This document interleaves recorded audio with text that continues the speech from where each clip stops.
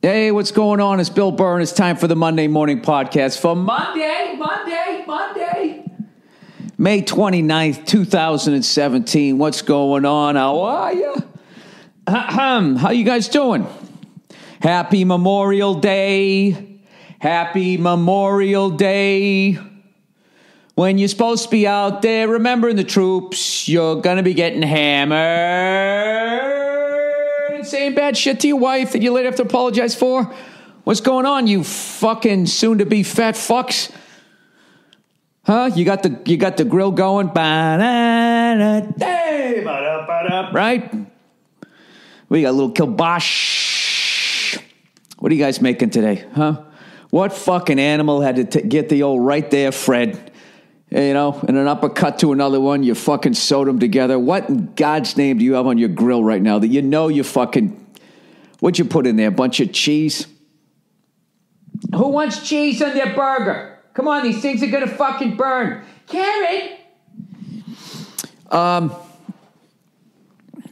you know what's the best? You put the buns on. That's the, you know, you keep checking, but you're looking at the meat. Don't want to burn the buns. Christ, they burned this one. That's all right. I'll eat that one. I like it when it's burned. Oh, I bet she swallows. I'm sorry. Why, Bill? Why? Why did you have to take the nice family day that this is? You know? That the great men of this country fought so you could go out there, you know, slowly work your way, take another step towards a fucking massive coronary. How many people are going to face plant to their grill today? Via too much alcohol, you know, just eating that last thing that fucking makes their ticker stop, or, you know, the classic old fucking middle-aged man injury, the fucking blown out Achilles, you know?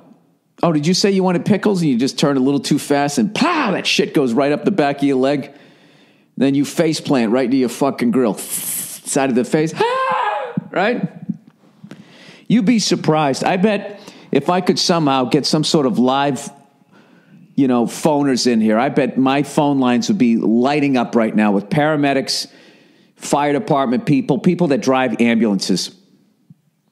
Hey, is the driver of the ambulance, do you actually have to know how to help people, or are you just like the guy, the getaway driver? You know, all you need to do is know how to turn on the siren, you know, be able to block it out. Do you think ambulance drivers hear that siren at night as they lay in their quiet bedroom? You know, they probably have to put fucking music on, because if they don't, they're just laying there and all they hear is wee, wee. Slowly going insane. I don't know. I'm in a great fucking mood. You know? My lovely little lady is starting to sleep through the night. I'm starting to get some sleep again. Dude, she's hilarious. She just does this thing now. She's trying out her voice. She just goes, like loud as shit. Laying in the bed in the morning between me and Nia, just, it's like fucking a little mini Jerry Lewis. The entire time it's... So I just put my hand over her mouth and I just make it go like, I think, and then she kind of like looks around like, what the fuck was that? And that stops her for about 4 seconds before she starts again. And then she gets used to the noise. And then that's it. She's starting to crawl. She's fucking moving backwards. It's funny. Like I guess they move backwards first. So it's like the thing that they want, it just keeps getting further and further away. Like that Alfred Hitchcock shot. Anyways, I had family from back east out here this weekend, which means plenty of booze, plenty of fucking crazy food. So I've been doing the elliptical every day, doing what I can. But, you know, this is like, at this point, everybody who's going to come out here has come out here. They've all seen her. They all love her. And what's awesome is now I don't have to, I realize now when people visit me, they're not coming to see me, which is fucking awesome. They're coming to see her. Oh, hey, Bill, how you doing? Where is she? She over here? Oh, would you look at her? Look at her. It's great. And you just peel off in the back, you know. All your family members come over, and then they all get to hold her and stuff, you know. So then you get to sit there boozing in the corner. Happy holidays. No, it's been great. She's awesome. She's so awesome. I'm not getting any fucking material out of it. Everyone was telling me, oh my God, you're having a kid. I can't wait for you to become a dad. Oh my God. I want to see how your act changes. It hasn't. I'm still paranoid. I'm still filthy. And my daughter's awesome. So, that's not funny. Hey, Bill, what's it like being a dad? It's great. It's phenomenal. I think most of my material is just about other fucking lunatic parents. I'm telling you, what I'm going to start saying to people when they go, oh, yeah, that's a great age. Wait till 3 days from now. Then, she's going to, she'll fucking start stabbing you in the night.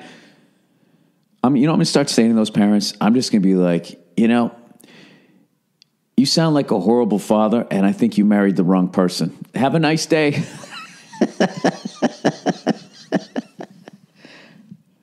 How you could look at this experience in a negative way is fucking... Look, if you're broke, if you're a kid, if you're a fucking high school student, right? And, you started banging your goddamn English teacher. And you didn't know enough to pull out.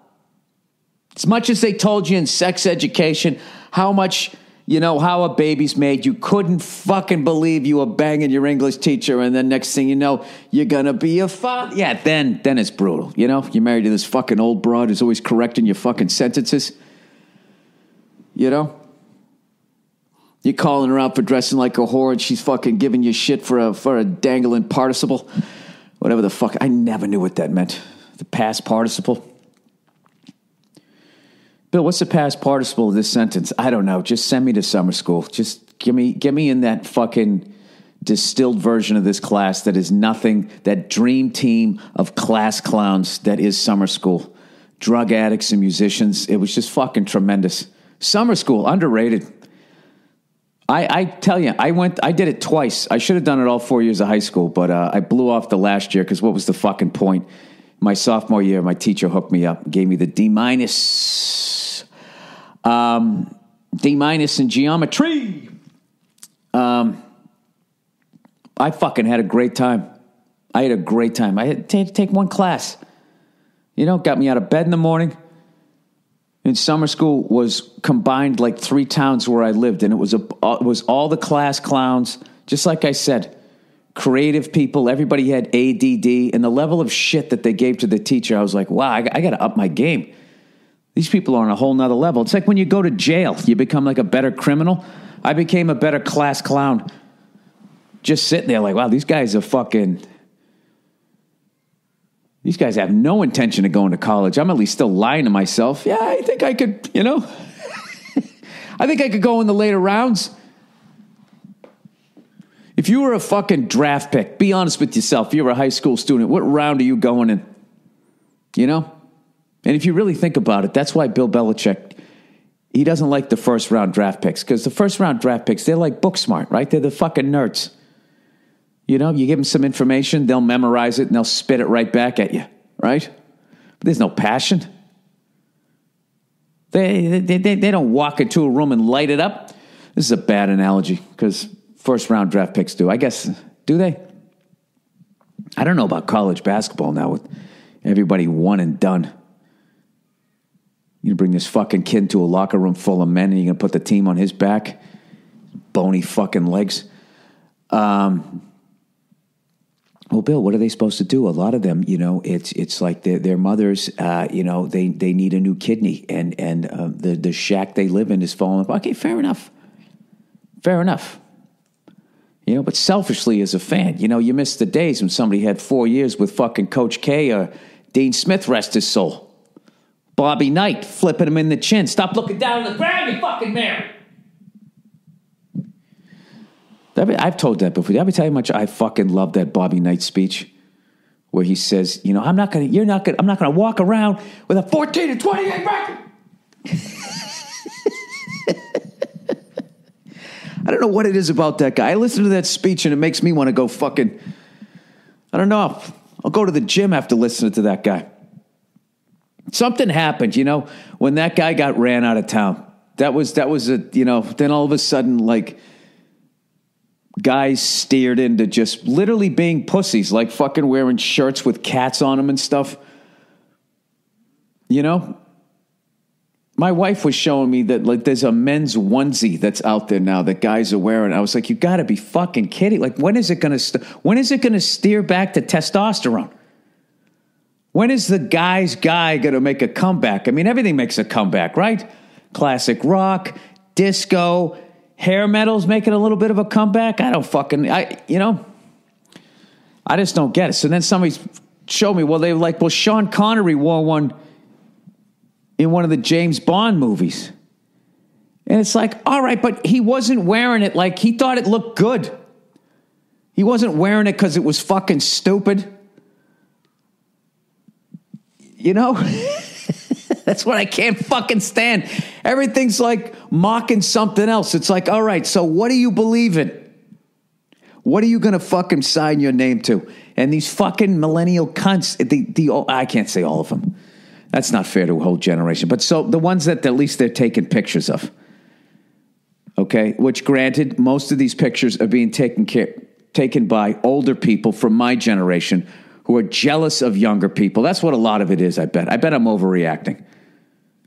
When I really think about it, I don't really see a lot of people with cats on their shirts. Although when they do, people take pictures of them, then they post them on social media, and then old fucks like me start going, oh, look at these fucking millennials. They're fucking... all right, so scratch all of that. I mean, really, Bill, have you seen anybody with a onesie? Somebody just showed you a picture, and then you literally started freaking out like you watched CNN or Fox News for 2 hours. That's always a great thing to do. Watch those for a couple, 2-3 hours, and they get you all panicked. What you want to do is you want to switch between the two of them, right? And then you balance out the lies, and you keep yourself level-headed. You know, fake news. It's all fake news. So anyways, I don't want to be like that. I want to be that guy, okay? God bless you, millennials. I'm sure there's plenty of guys on the way. You're out there fucking crushing ass, and God bless you. Enjoy your youth. Enjoy your fucking youth before it's Memorial Day, and suddenly you're that guy with the dad bod standing in front of the grill, feeling that tightness in your Achilles, you know? And you got to reach for that last burger on the back of the fucking grill. And you just start feeling that tightness in your ankle, and you're like, God, if it's going to happen, please don't let it happen now. Not in front of my family back east. Nobody has guessed the movie, by the way, that I am referring to. We had problems with the family back east. I was going to say I'd give you a hint, but this isn't really a hint. In my opinion, that movie, it's a car movie. For me, I just feel like that movie's a car movie. Other people thought there was some philosophical question. You know, who's the fly? Who's the windshield? All I remember from that movie was I love the car because I love a fucking sleeper. I remember the car that was a sleeper, and then I just remembered that there was this one guy was having problems with the family back east. And that explained his entire fucking backstory. That's now, if you guys can't guess it now, I don't know what the fuck, I don't know what to tell you. All right? They had a fucking pizza parlor. Yeah, can I get a sausage and arugula? Yeah, we got no arugula. Oh, you don't have any arugula? Yeah, we had problems with the family back east. They won't give us arugula. Anyway, so what'd you guys do this weekend? Other than sit around? You know what I did? I watched, somebody tweeted me on the old Twitter and told me, are you watching the time trials for Monaco? And here's the thing. I'm new to F1. As you guys know, I can barely remember the fucking names. So I'm like, I had no idea like how they qualify for a race. I just thought you get like 5 laps around the track. Whoever has the best time gets the pole position, and then they just work their way back. But that is not how it works. It's like a whole other day of racing. Because I always wonder why the fuck do people show up to watch these qualifying? I mean, just watch some guy by himself out there. Yeah. You know, he's got to be in 8th place tomorrow. That's not how it works. It is the race before the race, and it's like there's 3 races. So there's 3 levels of the qualifying. There's like, first of all, there's practice laps to get you used to the track, and if you don't do the practice laps, you're not allowed to race. So obviously there's probably some safety thing. Like, dude, you're not just going to fucking go out there and start driving 200 miles an hour. Is this next one a right or a left turn? Shit! Qualifying. Okay, so there's like 3 rounds of it. So qualifying, the first round 1, it's like March Madness, but with cars. It lasts for 18 minutes. Everybody gets on the fucking track. I'm sure they let 6 out, then another 6. I don't know how the fuck they do it. I missed that part of it, okay? But it lasts for 18 minutes. At the end of which time, can you tell I'm reading this? The 6 slowest drivers are eliminated from qualifying, and 16 advance to QT, the qualifying 2. So those 6 are going to be, and I thought, oh my God, are they out of the fucking race? Is this like golf where you miss the cut? And I found out later, no, they just start way in the back. Okay? So there's 22 fucking drivers, I guess. So let's see. So 6 of them are fucking eliminated. But aren't there usually only 20 drivers? Do 2 not have to go home? I have no idea. If anybody knows the information to that. I don't know if you don't move to the next round of qualifying, if anybody actually doesn't get to race. Because I thought there was 20 cars in the race. And according to this math, there's 22. But whatever. So 6 are eliminated in the first one. Then the next 16, after a short break, the times are reset. And the 16 remaining cars run in a 15-minute session. So now we're down to 15. And at the end of which the slowest 6 cars are eliminated from qualifying, leaving 10 to progress to qualifying 3. Now, the top 10 spots after the race, that's when you're in the points. From first all the way to 10th, it's like something like 25 points for first, 18 for second, then it's like 15, then 12, 10, 8, 6, 4, 2, 1 are the points. Huh? You're in the fucking lightning round at that point. And then whoever obviously has the best run after that gets the qualifying 3. After a further break, times are reset, and the final 12-minute session is held to decide pole position in the standing order of the top 10 grid places. That's when you're in the points. All right? That's when you're going home at least with a fucking year's supply of rice-a-roni if you're in the top 10. So I watched it because somebody on Twitter was like, dude, you got to watch this. This might be better than the race. So Lewis Hamilton from the Isle of Man. It's an island with men. Nothing but men. All walking around like, right, where are the fucking ladies? The birds, whatever the fuck they call them over there. Slags.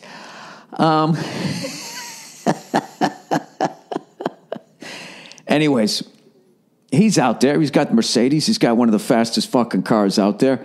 But for whatever fucking reason, he's not getting enough downward force or something on the front of his car, and the front end is sliding all over everywhere. So he barely gets out of qualifying 1. He gets into qualifying 2, and there's a 15-minute session, and he's outside of the qualifying to get to the next level. His time is too slow. So he's got time to do one more run. Okay? Now he's in second place overall for the to become champ, to stay on pace to be whatever, the fucking best driver of the year. I'm sorry, guys. I'm new to this fucking thing. And his fucking front end starts sliding all over the place, and then some cunt hits the wall. So then the yellow flag comes out, and I guess that doesn't matter. If some asshole drives into the fucking wall, your qualifying time is done. This fucking idiot, he's a professional driver. He hits the wall. How do you hit the wall? I get it. They said they actually put some special steering in. They make custom steering just for that fucking track in Monaco because they're just driving through the streets and they have such a hairpin turn that they actually have to turn the wheel harder than they do any other race. Why wouldn't they just leave that in? Wouldn't you want to have that option? In case you had to drive all the way around something at some point in the other races? Evidently not. So anyways, long story short, this fucking guy, I think from Force India with the fuchsia car, just basically, he pulls the Greg Brady, got to beat Marsha, got to get closer than a quarter of an inch. He fucking slams right into the wall. And then that's it. And Lewis Hamilton was so fucking dejected, he couldn't even get out of his car. You know? And long story short, the fucking Ferraris. Why the fuck does my goddamn computer keep doing this to me? Trying to get the screen to come up. Can you stay up? Do I got to sit there fingering the fucking thing the whole time? Yeah, so long story short, the Ferraris won the first and second position. And I think that Bottas guy, the Finnish dude, started in third. And Lewis Hamilton was all the way back in 14th. So he's out of the points. And you're driving through the fucking streets of Monaco, a sovereign state. In other words, they're in France, but they're not part of France. Like, yeah, fuck off. We're doing our own thing here. And I guess it's really hard to pass there. But despite that, the fucking race starts. And immediately he went from 14th to 12th. And I'm watching the race. And I'm like, this motherfucker, he's probably going to finish fourth. He's somehow going to figure, somebody's going to fuck up in their pit stop. Something's going to happen. So the whole time I'm watching the race, and I'm watching. Then he's 12th. Then he's 11th. Then he's 10th. And the fucking announcers are blowing it off because they're too busy looking at what the Ferraris are going to do, what the Red Bull team's doing, what the fuck Bottas is going to be doing in the Mercedes. And meanwhile, here's Lewis Hamilton just moving up. This is the longest I've ever talked about racing. Now, they got a feeling people are like, dude, I don't give a fuck, dude. They're driving around in a circle. No, they're not. They're not driving around. There's left and right turns, all right? There's a chicane. Dude, you at least got to watch Monaco. You should have watched Monaco where the fucking Illuminati people fucking back their yachts up. Although I went online and I found like you can actually, there's a lot of them are just like packages. Like those aren't just rich people with their yachts backed up. There's just a lot of like booze cruises. And you can sit there on a fucking yacht getting hammered, acting like you didn't just light up your fucking credit card. Whatever, Stacy. We'll deal with it when we get back. When we get back east. So long story short, on a track that you could not fucking pass on, somehow Lewis passed 7 fucking people, finished 7th. So let's see, that's 1, 2. He got like 6 points or something like that. And the Ferraris came in first and second. All right. Sebastian Vettel ended up winning after a great fucking pit stop. And what's his face? Kimi Räikkönen, is that his fucking name? Räikkönen or whatever, Finnish dude. Sebastian's the Kraut, the German dude. He fucking comes out of the pit before him, and then you hear Kimi going like, oh, what the fuck?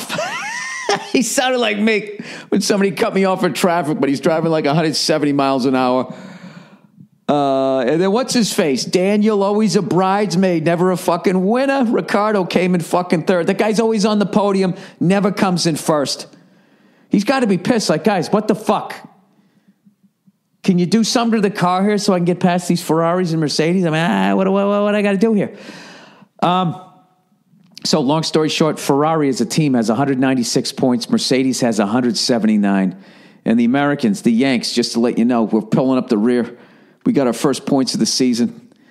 What do we got? We got Romain like the lettuce Grosjean. He got 9 points. And then Kevin Magnussen like the condoms got 5. So we got 14 points. So just those Ferraris and Mercedes better mind their fucking P's and Q's because the Yanks are coming. All right. Thank you for fucking sitting through all of that shit. Let's talk about Tiger Woods. Jesus fucking Christ. Can you believe he got arrested for drinking and driving? It only happens to 9 zillion people every fucking day. I'm so sick of people talking about Tiger Woods, like the way they disrespect this guy. You know? I love Stephen A. Smith, but I started watching him talking, and he was saying that, this guy's just his fall from grace, and how his whole, he became a billionaire, and his whole fucking thing was based on the fact that he presented himself as a family man. And I'm thinking, like, when the fuck did he ever present himself as a family man? Didn't he get to where the fuck he was because he was the best golfer anybody had ever seen? Because he was making like PGA fucking links look like he was playing miniature golf? I never pay attention to that fucking blonde he was. I don't even know her fucking name. And then, well, so what? He bangs a bunch of Hooters whores, and then I'm supposed to sit on the couch going, "You lied to me, Tiger." I thought after your golf, you fucking went down to Applebee's with your family and fucking your family backies, and you shared a fucking bloomin' onion. I have to be honest with you, I never once thought about what the fuck that guy did when he got off the golf course. And when I found out what he was doing off the golf course, I was like, yeah, I mean, that kind of makes sense. I'm just going to say this, the amount of fucking men. Okay, when Stephen A. Smith walks out of his studio, you know, he doesn't have a line of whores just waiting to fucking blow him just so they could say, I blew Stephen A. Smith. Tiger Woods had to deal with that. And like most men, he folded under the pressure. And the fucking reason why he's not doing well right now is not because of his fucking wife, who, by the way, took a bunch of his money, bought a house, fucking knocked it down, and then rebuilt another one. Huh? What about her? I thought she was an environmentalist. She lied to me. Woo-hoo. Right?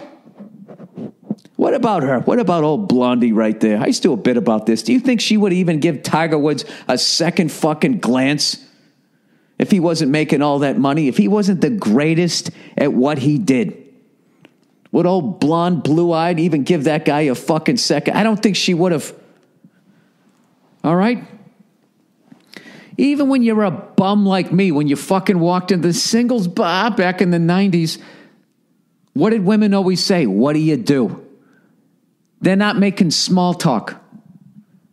Okay? Women all fucking judge, okay, their status, and then they get a number in their head. All right? And then they find out the jobs, okay, that earn this and earn that, and then they figure like who they can fuck. Okay? And then it becomes a thing of like, okay, you're underneath what I want for the lifestyle that I'm looking for in the future. But you're a good-looking enough guy that I'll fucking bang you tonight.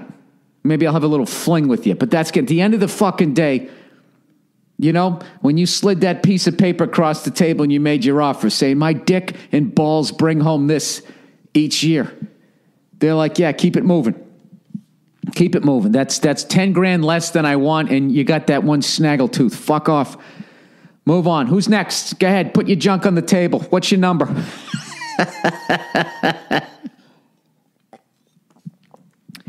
And here's the thing. I don't fault women for that.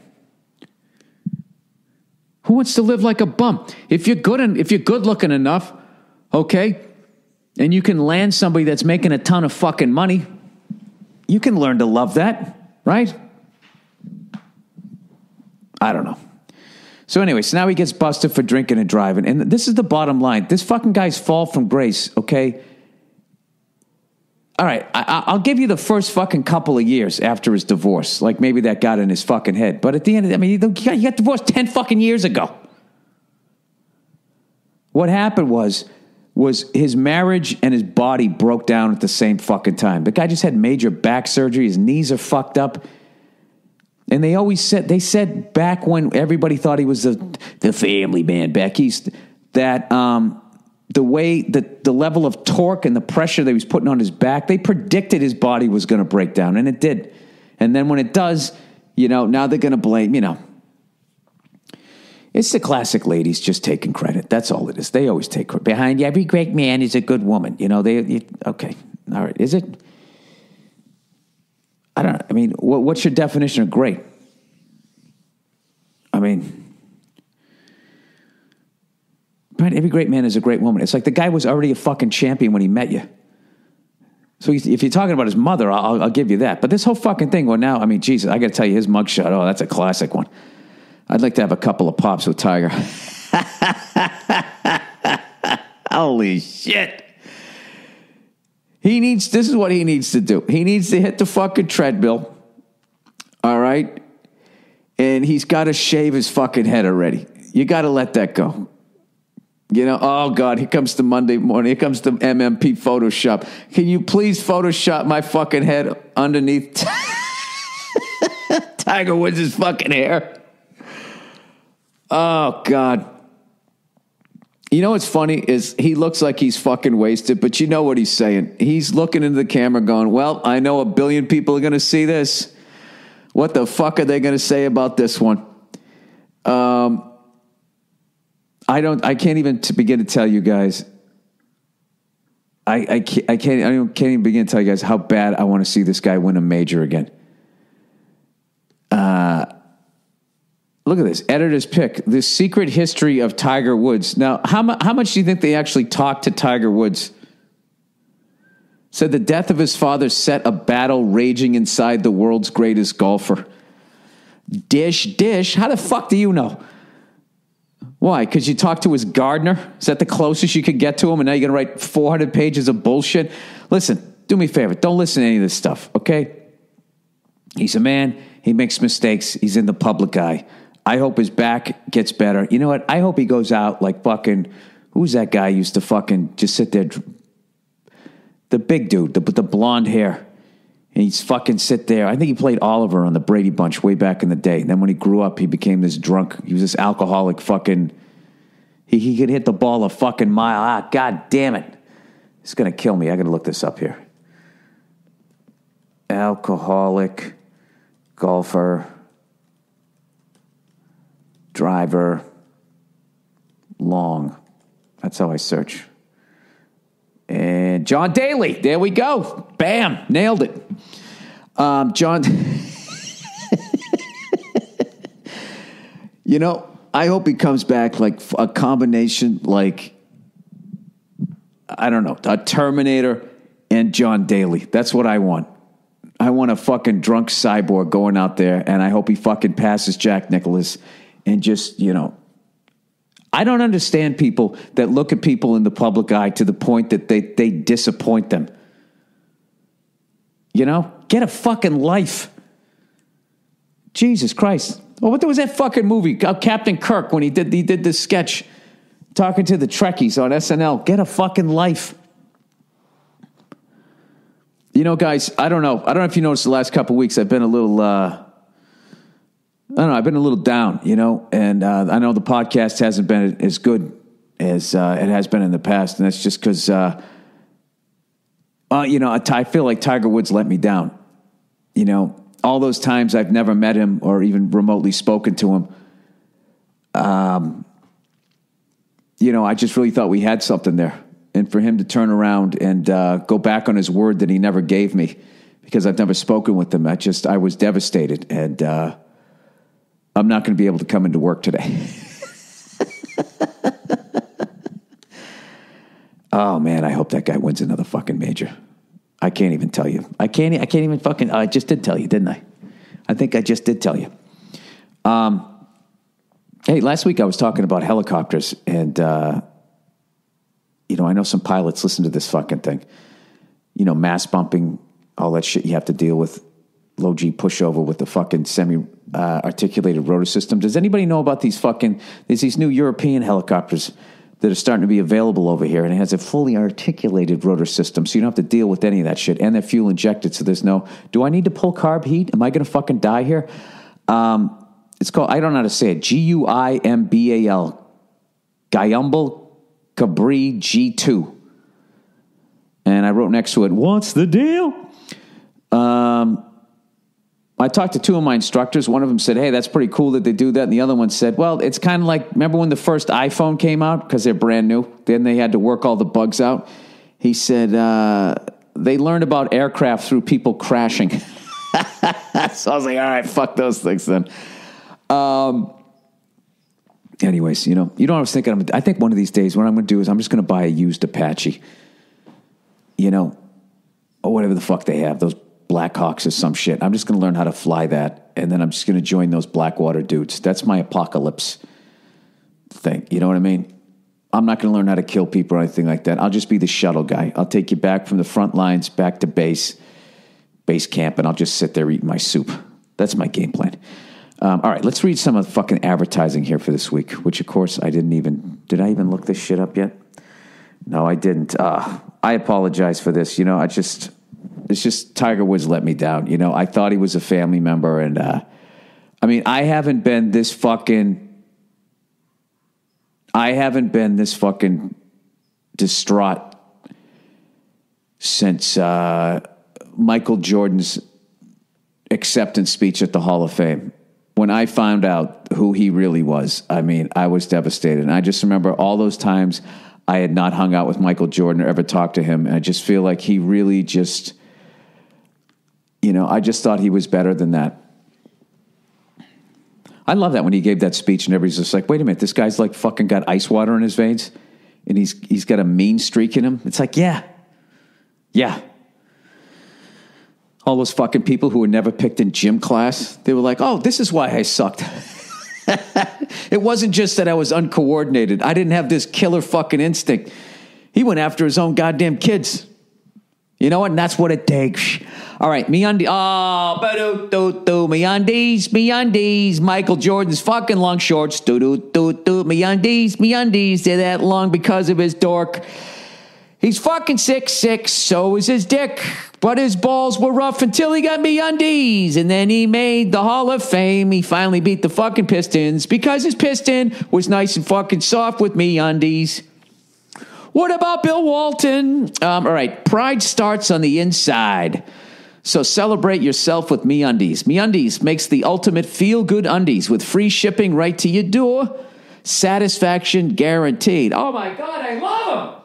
Designed in L.A., Louisiana, Los Angeles, every pair of MeUndies is made with modal, a fabric 3 times softer than cotton. And you know it's true because you have never heard the cotton lobby ever debate it. They're soft, stretchy undies come in every ever-changing array of colors and patterns. No matter what your style, they got something for you. That's because MeUndies believes in people feeling good and being themselves, which is why MeUndies is putting their money where their underwear is during Pride Month. For every pair of special edition Celebrate undies you buy during MeUndies will donate $1 to the Los Angeles LGBT Center. Oh, you're pandering to your audience. You got a bunch of colorful underwear, right? I see what's going on. You did a little algorithm. Well, more gay people than straights are buying these. Maybe gay people buy, gay guys. I bet gay guys buy more underwear.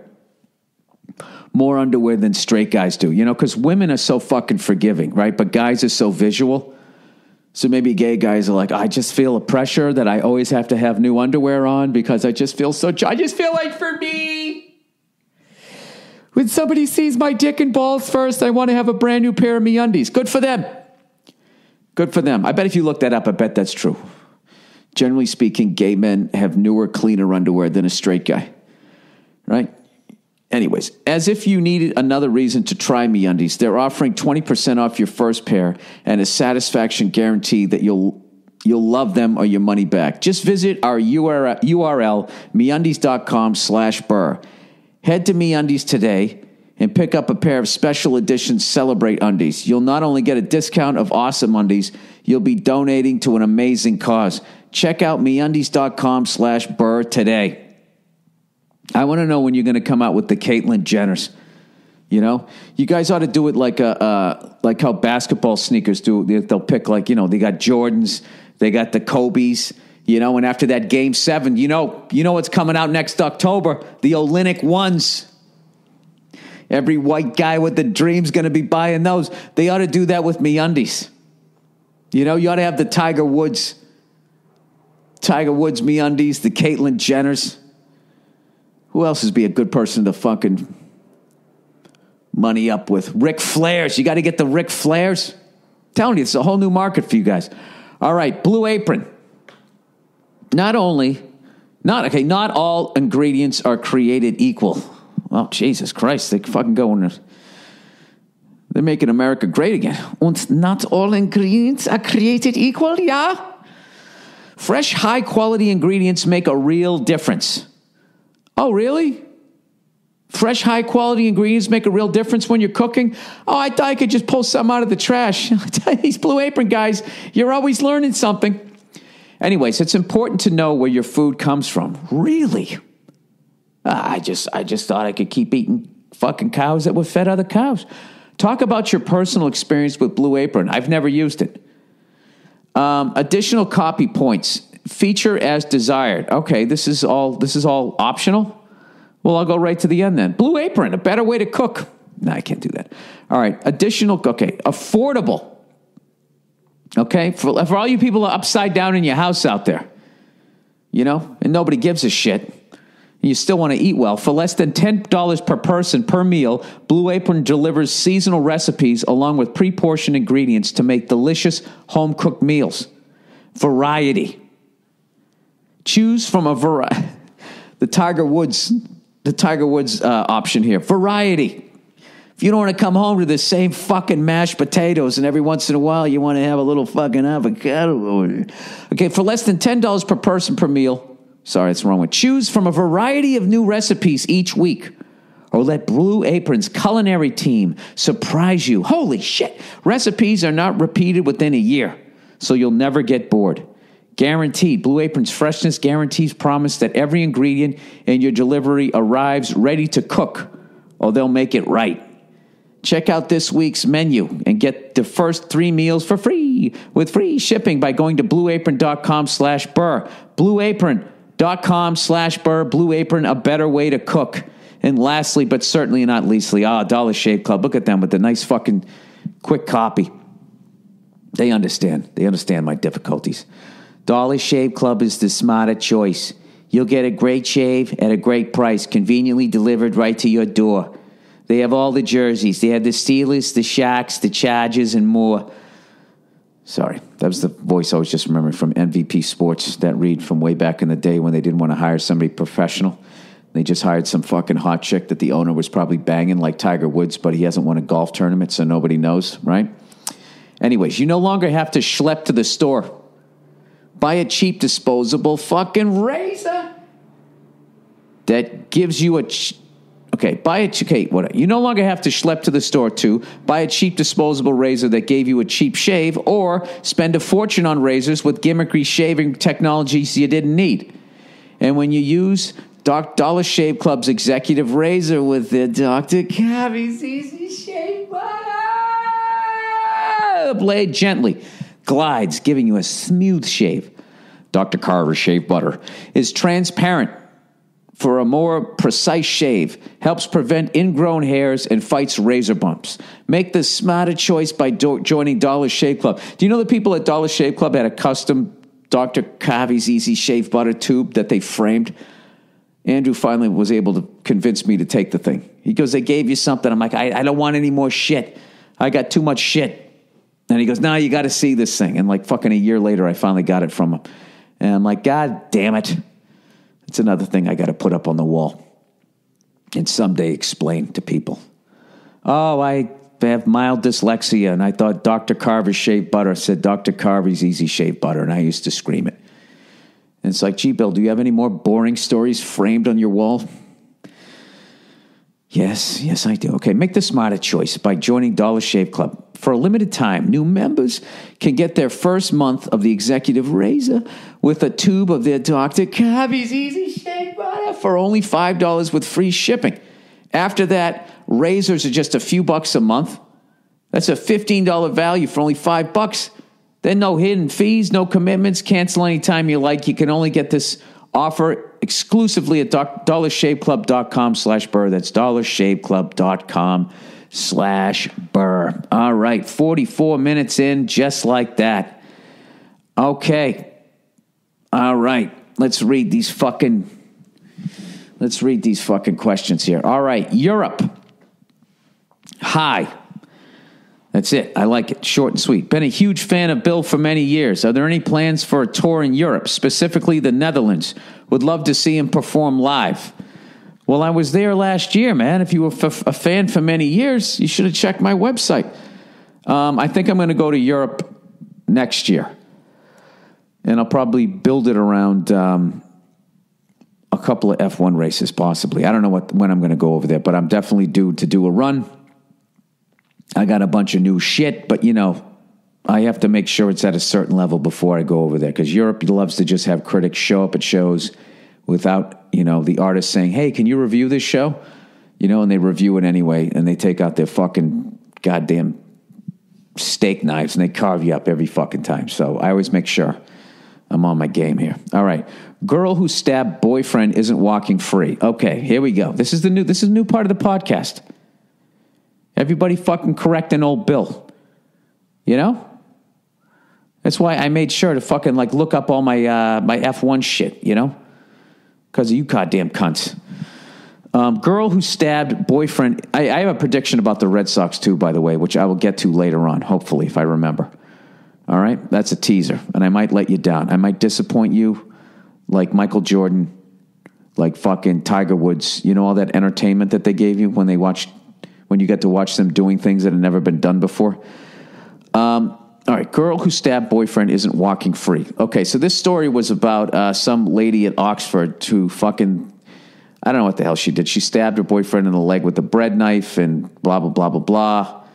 And the guy was like, well, you have all this fucking, potential and all this type of shit. So this person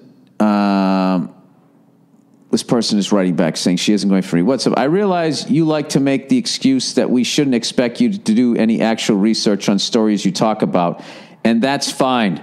Well, then you should leave it at that, sir. But in this particular story, you ranted on Thursday's podcast. I didn't rant. I'm joking around, you fucking overreacting cunts. Do you guys understand what a rant is? Rant to me is short for ranting and raving. So you got to borderline have froth coming out of your fucking mouth. Joking around about a subject for 5 minutes is not a fucking rant, you stupid fuck. God damn it. All right. So even right there, to me, that's just, I just fucking wigged out for a second there. But he ranted. Okay. On Thursday, you didn't even need to do research to see how wrong you were again. I'm not wrong. I'm being funny, you fuck. That Oxford girl isn't getting off free because she's white. Oh my God. As the lovely Nia proposed, and not because she's a woman, as the freckin' beliterate Burr suggested. She isn't getting off at all, in fact. It said right in the article you were reading that she was going to be sentenced in September and has been given a restraining order. Yeah, I saw that. And I also read the fucking judge's quote. I looked it up and I read along with your podcast. Her sentencing was only postponed. She isn't getting out of jail time yet. Yeah, but don't you find it fucked up? What, are you going to address the fact that the judge said you're so talented, I don't want to derail your fucking, what you could possibly achieve? You don't think that's weird for him to say that? And you don't think race and gender affects your sentencing? You don't think that? You don't think that that there's all this racism, there's all this sexism and all that, but in the court of law there isn't? There isn't status? There isn't you're at Oxford? Versus you're just somebody on the street and you stab somebody with the fucking knife. You don't think that any of that comes into play, sir. So anyways, he says, if you ask me, which you didn't, I think this is a good thing. If she is as bright as the people at the school say she is, she can definitely do a lot of good in her career. And sentencing her for a one-off would ruin that. So you're agreeing with this guy. Oh my God, this is fucking hilarious. You're sitting there saying that I'm not paying. That's basically what it is not that I was misinformed. Okay? It's that you agreed with the judge. He said, that being said, she needs to be held responsible. So what is it? Seeing as if it was only a butter knife, I think mandatory anger management classes is in order at the very least. Thanks and go fuck yourself. Come back to Madison. You were great last time. Go fuck yourself again. Sir, she stabbed somebody with a knife. Let that sink in. She stabbed someone with a fucking knife. But because she goes to Oxford and she could be a doctor, you're out of your fucking mind. You're just like the judge. You're like, oh, look at her. She's a girl. She's doing so well in school. She looks like me. It was just a bread knife. You're doing what they're doing. In a perfect world, sir, stabbing somebody with a knife and the punishment is stabbing somebody with a knife and the punishment, and that's fucking it. Go watch that fucking trap car thing or whatever the fuck they call it, where they park it down in the fucking poor neighborhood and they arrest one black guy after a fucking another. I mean, they're not trying to help anybody. You don't think anybody down there has potential? You're just going to, it's going to fucking do that to them? Why don't they do that in a fucking white neighborhood? Oh my God. I don't know. I just don't see the world the way you do, sir. And you see it the way that judge does. And I also think that you are, like, what you're taking into consideration, which is the fact that she's at Oxford and she could be a doctor. You're completely, and you're now downplaying that she stabbed someone. And yes, you are, sir. Yes, you are. Because you said she should take anger management classes at the very least. Look, you might call me fucking overly liberal, but if you stab someone, you should go to jail, regardless of what your potential is. Do you realize that this woman, if she becomes a surgeon, will have a knife in her hand every fucking day of her goddamn career just about, and it won't be a fucking butter knife? Jesus fucking Christ. And when she goes to cut somebody open and then finds out that they have state insurance rather than private, what the fuck is she going to do then? Just because you go to Oxford doesn't mean you couldn't be a fucking lunatic. You know what I mean? And people in those schools commit murders, and they do commit crimes, but they don't go to jail the way poorer people with more of a tan do. I don't know if you've noticed that. So for us to bring up the fact that she was a woman and that she was white, we were not uninformed. We're actually more than, I'm going to pat myself on the back. I'm more fucking enlightened than you are. Okay? Because I'm not saying that because of who she is, she should get punished more. She should get the punishment. I think once you stab somebody, what the fuck you're doing in the rest of your life is out the goddamn window. And I know you guys are going to say, well, they do that all the time. They fucking take into consideration if people have children and blah, blah, blah, blah. Yeah, I know they do. But the consideration is a lot smaller by the level of tan you have and whether you have a dick hanging between your legs or not. And that's the fucking truth. Go into a bar. A woman can slap a guy in the face, dump a drink over his fucking head. She's not getting kicked out. She's not. If she's hot, she's a fucking wildebeest. Yeah, they'll throw her out in the fucking dumpster. Come on, people. This isn't new information. All right, stop acting like. Good Lord. All right, why airlines lost their privilege. Hey, Bill. Big fan.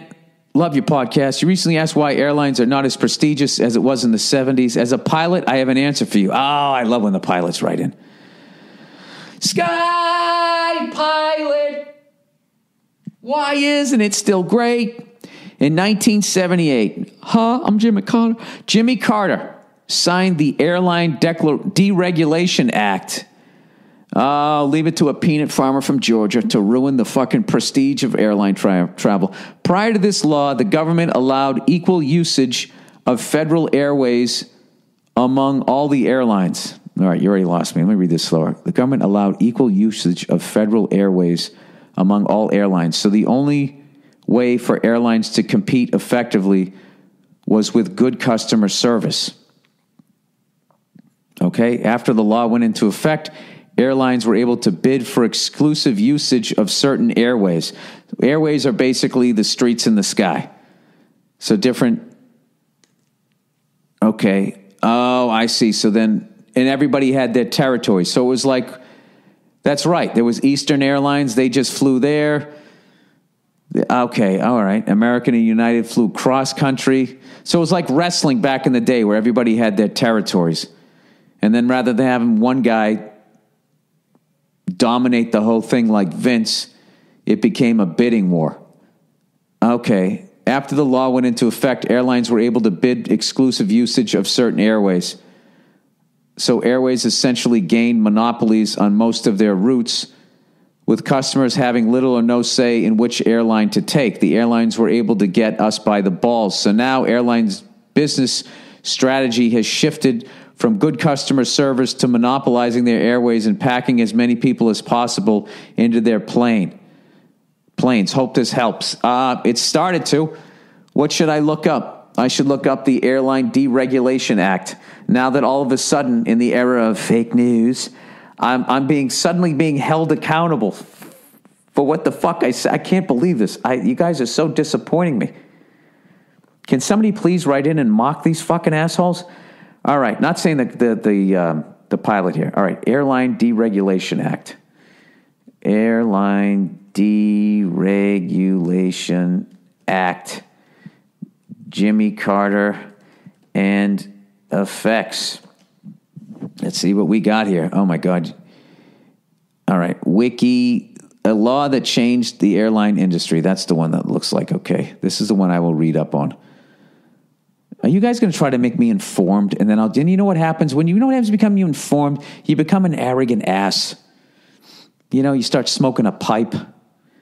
Your fucking eyebrows are always trying to touch each other as you wrinkle up your forehead. No one wants to be around that. All right. A law that changed the airline industry beyond recognition, 1978. All right. Okay, before deregulations, airlines competed on service alone, as fares were regulated by the government. I didn't know that. I mean, granted, I was fucking 10 years old in 1978. Many remember this era fondly as the golden age of aviation, when stewardesses, as flight attendants were then known, carved Chateaubriand on rolling silver carts, and airlines put piano lounges in upper decks of their Boeing 747s. Passengers dressed up to board flights, and flying was glamorous and exciting, and mainly for the rich. That's why the liberals. Deregulation resulted in the rise of a new kind of airline, the low-cost carrier, LCC. At the time of deregulation, Southwest Airline was a small regional airline, prevented by CAB rules, I don't know what that is, from flying outside of Texas. Today, Southwest is the largest domestic U.S. carrier in terms of passenger traffic, something no one could have foreseen in 1978. Yeah, and that's back when stewardesses were fucking hot. So now it's a bunch of animals. They pack us all in. And then it's just like, yeah, all the hotties are like, well, fuck this. I'm going to go sell Jell-O shots at a goddamn one of those DJ shows. Beep, beep, beep, beep, wah, wah, wah, wah, wah, right? Southwest is a success story, but deregulation allowed, I hate flying Southwest. I fucking hate it. You know what? I hate how the stewardesses sit there making jokes and fucking around. It's like, dude, my life is in your hands here. You're not making me more relaxed doing your fucking Dean Martin impression. But deregulation allowed airlines to innovate new business models. People Express, I remember that. Remember ValueJet? That one went down. People Express may have come and gone and may someday be revived, but it and others like it shook up the white glove world of the U.S. airline industry and democratized travel. Hope I said that right. We may peer through our rose-colored glasses and yearn for the days of Chateaubriand and piano lounges, but ultimately companies like Southwest and newer ones like Spirit allowed more people to fly more often. Yeah, and now look at the result. You got people with no shoes on walking into the bathroom. Oh my God, it all fucking came full circle. Holy shit, do I like being informed? Deregulation left the international carriers like Pan Am and Braniff, and to a lesser extent, TWA, Trans World Airlines, without robust domestic feeder networks. I don't know what that means. And it allowed domestic carriers like Delta Airlines to apply for international routes. Pan Am and Braniff scrambled to create domestic networks, but ultimately were unsuccessful, although it took until 2000 for TWA to be absorbed into American Airlines. And some argue that massive consolidation of the U.S. airline industry in the last decade, which has resulted in 3 large carriers, 4 when Southwest is included, is deregulation's final act. The network carriers that survived, Delta, United, and American, learned to be tough competitors and combined existing domestic networks with the international networks acquired in large part by carriers like Pan Am that didn't make it. Get the fuck out of here. So now they have to drag people off flights, barefooted lunatics, and then you got people fucking, you ever see those people that just fly around the world all the time trying to get miles and shit? Just created all these bottom feeders. Wow. Do you think a VIP airline would make it? I wonder. In this era of Donald Trump, if they didn't even try to be nice, I wish I could do a Trump impression. Just be a lot of animals. They're flying barefoot, a lot of barefoot. And then, all the liberals would be like, were you saying that barefooted people shouldn't be allowed to be? A lot of bare feet, a lot of bare feet. Dude, what if they had a fucking, you couldn't do it nowadays. If you had a fucking top line airline, okay? All first class seats, all hot stewardesses, First of all the fucking, all the fucking feminists would be up in arms. Would all be up in arms saying that you're objectifying these women, blah, blah, blah, blah, blah. And at the end of I don't know. I agree with some of that feminist shit, but a lot of times I just feel like it's women who aren't good looking, hating on good looking women and just being mad that good looking women don't have to work as hard. It's like that whole thing that you're going to somehow get people to give not as good looking women, not as good looking men, not as strong men, like a chance. That's not how it works. You got to look at it like sports and realize that you're not the Jordan, you're not Sidney Crosby. All right? You're on the fourth line. Okay? So what you have to be is you got to be a gamer. This is coming from a bald, redheaded male, so go fuck yourself if you think I'm being elitist here, okay? You got to be scrappy. You got to go in the corners, all right? You got to drop the gloves every once in a while. You got to do that, okay? You're not going to get the calls. You're going to have to work 10 times fucking harder than other people to get, half as much or however the expression goes, but it'll make you stronger. And you know what's great is your fall from grace from your youth sixth as you slide into a 4 is not that bad. But at the end of everybody's life, everybody looks like a 4 or a 2. Okay? But you have a nice soft landing. You do a little bit of a belly flop. You get the wind knocked out of you between 20 and 60. All right? These fucking 10s, they're falling off the top of a goddamn building. Okay? And a lot of them, they don't survive it. They don't. If you look at their Botox faces, they look like they landed face first. Their fucking lips are all swollen. Jesus Christ, look at these fucking, Nia watches this show, and these women will not stop taking fat from the back of their arms and injected them in their ass. And they got these stupid looking fucking asses now, and their legs look like my legs with this weird, they look like ostriches. I don't know why they did that. I just don't fucking understand why. At what point? It's like they're literally like Michael Jackson, where Michael Jackson couldn't see what he's doing to his face. These women cannot see what they're doing to their asses. I don't understand it. So anyways, you know what? That was actually fascinating. And I make fun of the fact that I'm not a well-read guy because it gives me license to be lazy. And that's what I like to do best. Okay? But if you fucking assholes are going to make me keep reading, I did enjoy that. I do enjoy, I like drum shit. I like aviation. I like that type of shit. All right? So if you're going to fucking really start hold my feet to the fire here, could you please try to keep it, I don't know. Well, I guess I have the power, right? I have the power where I can actually decide what the fuck it is that I want to read or what I don't want to read. Speaking of which, for some reason, I woke up this morning thinking about Roy Haynes and the fact that he's still alive and still doing gigs. And all the fucking people that he's played with. I saw a bunch of great jazz drummers before they passed. I saw Max Roach. I saw Tony Williams. I saw Louis Bellson. And I saw Roy Haynes. I saw Roy Haynes 20-something years ago when he was in his 70s. He's now 92, and I looked it up. Is this guy still on the road? He's got a road gig coming up in September at the Blue Note in New York City. And he's from Roxbury, Massachusetts. Fellow Boston guy. I'm a suburb guy. He's actually in Boston. But I don't know. I think that's pretty fucking cool. The guy's still gigging out there. I mean, you talk about a guy, he played with Charlie Parker, Miles Davis, Sarah Vaughan, all the way up, right up through like young people today. The guy's been playing drums professionally for 70 goddamn years.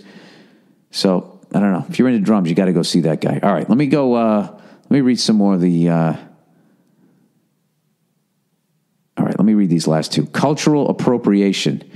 Dear Billy Rationale, things are getting crazy these days. Because of technology, it's definitely a lot easier to be critical of what everyone does. I'm sure you've experienced this before, where people try and misrepresent what you say for whatever self-serving reason they may have. Yes, of course. That would be the Huffington Post. One of the things going on today that really bugs me is the accusation of cultural appropriation. I hate picking extreme sides to any argument, so I will say I do think that there are cases of cultural disrespect. Let's say someone wears a religious or cultural garb and is overly disrespectful for the purpose of trolling. That could be cultural appropriation. You put that in quotes, so do you not think it is? But almost everything anyone does is derived from another culture in some respect. There is a YouTube video where a young black college girl berates a hippie for his cornrows, and it seems a bit silly because the kid is just doing what every other Wookiees who listen to Fish do. I don't know what a Wookiee is. Is that somebody into Chewbacca? Fuck, now I got to look this up. What the fuck is a Wookiee? A white something? Wookiee, meaning slang. A Wookiee, Urban Dictionary, a Wookiee. A Wookiee is a hairy yet modernized human being that commonly is seen in the westernmost regions of Washington. A gentle creature by nature, but tends to get a little erratic when it overindulges itself with its favorite foods. Its diet consists mainly of a blend of barley and hops. If you see these creatures, be cautious as to whether you should provide him with these items. They will commonly respond to the name of Richard Pulliam, but be very wary of these creatures. I have no idea.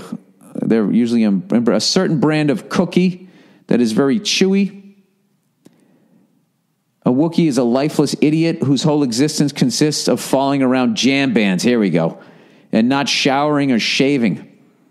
When they're not panhandling or trying to rip people off, they're selling veggie burritos or grilled cheese to fund their useless existence. They stand for nothing and care about nobody else. Not to be confused with a hippie. A hippie is someone who lives a certain lifestyle due to their belief. Hippies often shower and have jobs. Used in a sentence shows, yo, those Wookiees over there are trying to sell beet rolls. That's from fucking 2003, so I guess they've been around for a while. Okay. All right, let me get back to the... Okay, so now I know what a Wookiee is. I know what a Wookiee is, and I know about airline deregulation. And now I'm going to be insufferable at the next fucking social event as I try to work both of those into the conversation. Where the fuck is it? I was an anthropology major, which doesn't make me an expert, but it definitely informs my opinion of this. I went to culinary school after college and learned even more about cultures through their food. I came upon this article and wanted to get your take upon it. A couple girls in Portland, Oregon started a food truck selling Mexican food. They traveled around and learned recipes the way every chef I've ever known has done. They were accused of cultural appropriation because they're not Mexican. I'm not going to go on a tirade of motherfucks, but my adrenaline really starts going when I think about this. I haven't heard you speak about cultural appropriation yet and wanted to get your take. Here's a link. Oh, the Huffington Post. What a fucking surprise. Thanks for your podcast. You're a great dad and husband. How do you know? You have no idea. I hate the fucking Huffington Post. They're always trying to stir up some shit. You know what? I hate all these organizations that try to act like they're a news organization, and you read two articles and you know who everybody on the website voted for, essentially. It's like, back in the day, like it was supposed to be, I don't know. If you were a journalist, you were supposed to just sort of present what the fuck happened, not making up. If you say this, that's probably because you're doing that. That's like that whole fucking website. And I shouldn't just single them out. There's a bunch of them out there. But they're held in like this esteem. I just don't understand it. Anyways, cultural appropriation is, I don't fucking know. You know, look, if you have an appreciation for Mexican food and you learn how to cook it and then you sell it, I think at that point, if you become successful, that's when people get annoyed by it. And college kids are really extreme in their thoughts, as I do. You know, you're fucking breaking free of your parents, you know, and you got some anger issues probably towards your parents. So you're very open to radical fucking sort of ideas. You know, going all the way over here, all the way over there. It's a very dangerous time in your life because you make very extreme snap judgment calls with your young brain, as I did. And that can cause you to do stupid shit like join cults, blow yourself up at a fucking concert, you know, for some stupid fucking cause, all the way to like, I don't know what, fucking without a condom, you know. You just, I mean, it's a pretty fucking wide thing. This is why I don't talk about shit like this. I don't know what a cultural appropriation is. I don't know what it is. All I know is that my culture is the Matrix. So everybody's allowed, you know, I don't get upset when people get on airplanes. But hey, that's some white shit, you know.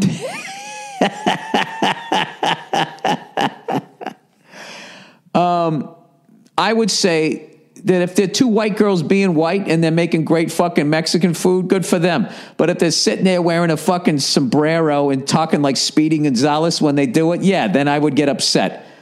But, you know, there's plenty of Asian infused this and French infused that. And cultures, to me, and all of that shit, to me, it's like the MMA. How good were the martial arts when you were just one discipline? You know, everybody, I am Aikido. I am fucking Taekwondo. I do karate. I fucking box or whatever. And then a guy, Bruce Lee, comes around. He's like, I'll take a little of this. I'll take a little of that. Wasn't he doing that? You know? And then he was teaching it to fucking the round-eyed guys over here. And everybody over in Asia was like, hey, that's our shit. Don't be showing it to their shit. And now look at it. Now look how great the fucking fighters are. You know what I mean? I would love to see Bruce Lee today, if he got into the fucking ring. You know what I mean? Did he ever have to deal with a double-legged takedown? What would happen to him? Does he have a ground and pound defense? Ground and pound didn't exist. Could that man fight on his back? That's how much it's progressed. So I feel everything should get all fucking mixed up. And then shit spins out of that. And you just like, I think it's just when you start to act like you're the thing that you're doing. You know what I mean? Like, and people do, but the thing is if you start getting into like whatever, Japanese cuisine, okay? Or you get into anime, whatever. I'm watching this anime show. Like, I just watch it and I appreciate it. I don't start walking around with a Rising Sun fucking t-shirt and I get some swords, you know, crisscrossed on my walls, you know, start sitting on the floor on a pillow with a little short table. You know what I mean? I mean, I don't know. I don't know where you, I think it's all how you do it. I mean, if I walk into an Asian person's house and they got a bunch of shit from IKEA, I don't go like, you know, you're appropriating my culture. What's with that L-shaped couch? But they're also not oppressing me. And I'm not oppressing anybody, but overall the fucking, you know, long-tied cunts up the top are. So that's what it really comes down to. I think it really comes down to white people get held to that standard of cultural appropriation because, you know, we can, the damage we can do and we can be really ignorant with it. And then other times people are just being cunty. Like, I'm not going to read this fucking article, but if it's just a couple of white chicks making Mexican food and they're crushing it, you know, and they're dressed like white chicks going like, oh my God, who wants a burrito? I don't think there's a problem with that if they're killing it. Right? It's a fucking food truck. Fill your pie hole up and shit. I don't know. All right, girlfriend. Hey, man, what's up? I just had a few questions. Sorry for the lack of punctuation. Well, you used parentheses when you said that. I flew this girl out all the way to Japan. You know something? Fuck you. I'm not reading this shit. You know what? You rewrite this fucking thing. You rewrite this fucking thing, okay? And then I'll read it. Go fuck yourself. Sorry for the lack of punctuation. Yeah, sorry, I'm not fucking reading it. There you go. I draw the line at lack of punctuation. And I hate when people fucking go, sorry. If you're sorry, you would have taken the time to put some shit in there. You didn't. You're not sorry. You're fucking lazy. So fuck off. Now I'm going to be lazy right back to you. I'm not reading your goddamn shit. However, if you want to fix it, put some punctuation in it, I will read it. God damn it, I will read it. All right. The Red Sox. We're in second place, and the evil empire Yankees are in first place. Those evil motherfuckers with all their homegrown talent. And here we are, the young upstarts with a $215 million team, just doing anything we can to try to keep up with them. I want to fucking know, because I heard he lost a bunch of weight. I know he ended up getting fucking hurt again. I want to know when Pablo's coming back. I don't know why. I just feel like he's going to have a great second half of the season. Pablo Sandoval. And he's going to earn his goddamn money. And I think the Red Sox, they're going to catch fire here right before the All-Star break. And it's going to be Yankees, Red Sox, Yankees, Red Sox. And it's going to be great again. It's going to be fucking hilarious because now we're the fucking evil empire that could spend $200 million. That's my prediction. It's going to go down to them.